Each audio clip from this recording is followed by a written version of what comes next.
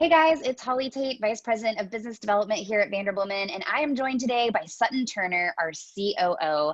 And we are so thankful to have Sutton on our team because not only does he have vast business experience, he also has vast church experience. So he's led 6 different organizations, 4 were businesses, 2 were churches, and all of them had a global footprint. And so Sutton, we're so grateful that we have your wisdom as a part of our staff, but also so that you can help all of the churches and Christian schools and nonprofits that we serve.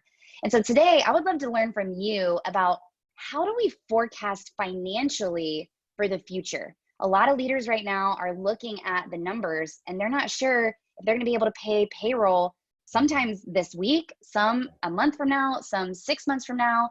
And they're unsure about how do we really make this decision as to what our staff and our team should look like when finances are hurting. So can you walk us through how to assess that as leaders? Yeah, Holly, thanks for asking. We've talked previously about guidelines, general guidelines that we're going to take as we go through this process. Now, as we're getting into more of the nuts and bolts of the restructuring, the first thing that any organization, okay, whether it's a church and you're talking about your giving to your church, nonprofit, and you're talking about the donations, values-based businesses, you're talking about your revenue or your sales, whatever that is, whatever that looks like. And even for a Christian school, you're talking about your tuition and what tuition is going to be like. You need to forecast. Nobody knows the future, especially right now in COVID-19. You don't know. You have no idea. But you've got to make a forecast. And so this is at a time where you're sitting down with people that really understand what might happen and what you can say is probable, because you need to come up with that. And you need to build a spreadsheet that comes up with your revenue. So if it's a church, you're giving for the next, and you need to go all the way through to, so today we're in April, you need to go all the way through to August. And most likely we will probably be out. And if your business is more, the revenue might be off even past that, then whenever you're going to return to some type of stability, that's where you need to forecast to.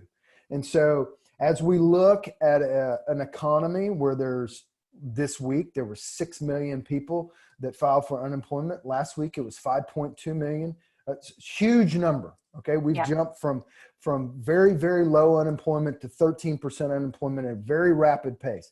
Is that going to continue? Most likely. So what is going to happen to your giving as your church? What's going to happen to your donations as your nonprofit? What's going to happen to your sales? Okay.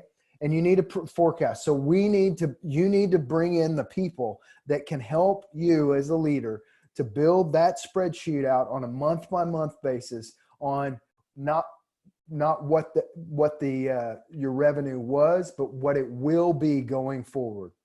And once you get basically that and you understand that, then you need to compare that monthly revenue number to your current expenses. So we're talking about your payroll. We're talking about your mortgage or your rent. We're talking about all your other admin, your marketing, all your ministry expenses, everything. And you need to compare if that revenue number, which most likely it is, that revenue number is less than your expense number. So that means that you're burning cash, you're consuming cash. You're having to, whether you have a cash reserve or you're having to take on a loan or debt to use to continue those funds. Many of you all have probably applied for the PPP. And so hopefully you have received funds from the PPP that's going to help you offset your payroll. So during this time, you're going to compare that monthly revenue and you're going to compare that monthly expenses, and you're going to say, okay, what's the difference? And at that point in time, you have to make a leadership decision on how much dollars are we going to consume? How much money are we going to burn? How much loan do I need to take out? Whatever that form of cash is, to offset your revenue during those months, to keep those expenses. And you might decide during this restructuring exercise, you know what? I need to cut expenses. I need to cut payroll. Many churches in America, let's just say 57% of their expenses to 65% of their expenses is payroll. So payroll is a big, big cost. The rest is going to be 10 or 15% is going to be your building costs, and the rest is going to be ministry expenses. So really what you're talking about is your people costs when we're talking about, if we're talking about a nonprofit, it's going to be a little bit different, but it's still going to be some administration and payroll costs. Business, we don't know, but I'm just going to say, as we look at all these, most of the time we're talking about people and we're talking about programs, because people do some type of service, produce. If it's a church, you're doing some type of ministry that's attached to your payroll costs. And that's where you need to start looking. And you need to make a general statement, because now, see, remember, we've got our revenue on our spreadsheet. We've got our expense on our spreadsheet. And let's say we've gone all the way out to August. And let's say August, things kind of get back to normal, whatever that means for you. Right. But it gets back to normal. And so you might say, you know what? We need to cut expenses by 13%. We need to cut, and you're going to measure that because you're going to reduce that expense number down to a point in time with your new revenue target, because you can't take what you used to take in revenue. You have to take in, say, okay, how have the giving been the first couple of weeks in April? How were they in March? What does that look like for the rest of April and May and June and July? And then finally I get to August. And what does that look like? So you've reprogrammed and reforecasted your revenue number. Now you've got new expense number in there. You're going to make that decision on how much do I need to cut for how long. And then we're going to start and getting into the nuts and bolts of resizing your staff. The other part of this during this exercise is, and I want to, and if you've noticed, we're kind of high level here. We're not talking about ministries yet. I need you to write down on a piece of paper what the purpose of your mission is. What's key? Okay. So if you're a nonprofit, it might be doing some type of food pantry or homeless shelter, or doing something, and it's very specific. And most of the time you've written it in your bylaws or some type of document that you have that's calling out your mission.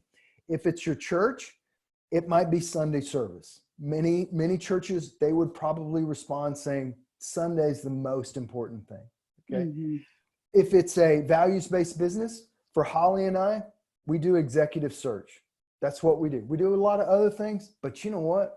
We do executive search.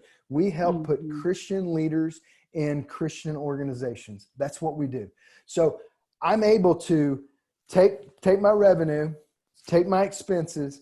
I've figured out what I need to cut. And the most important thing, I need to look back and say, okay, what's the main thing is the main thing. For Vanderbloemen, it's doing Christian search. For churches, it might be Sunday, doing Sunday service. And you need to determine that. And then we're going to follow up with this with another video where we're going to go down a little bit deeper, Holly.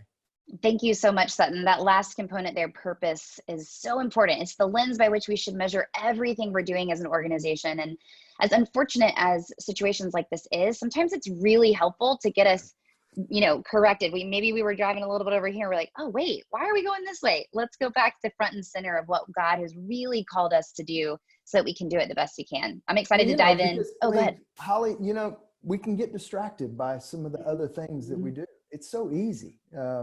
And so it's hard sometimes to then go back, wait a minute, we're doing all these things and they're all amazing things and they're all blessing God and amazing, and giving God the glory and blessing people and great. But what's the main thing? And that sometimes is hard when it's a big mega church with 15,000 people, or it's a big nonprofit that's global and all over the world and doing lots of different things. So it's hard. Even for companies, it's sometimes hard to go, okay, what's the main thing? Yeah, so good. Well, I'm excited to dive in on our next video and some of the nuts and bolts of how we actually, it was hard to say, nuts and bolts of how we actually do this restructuring. So thanks so much for sharing with us, Sutton. Thank you.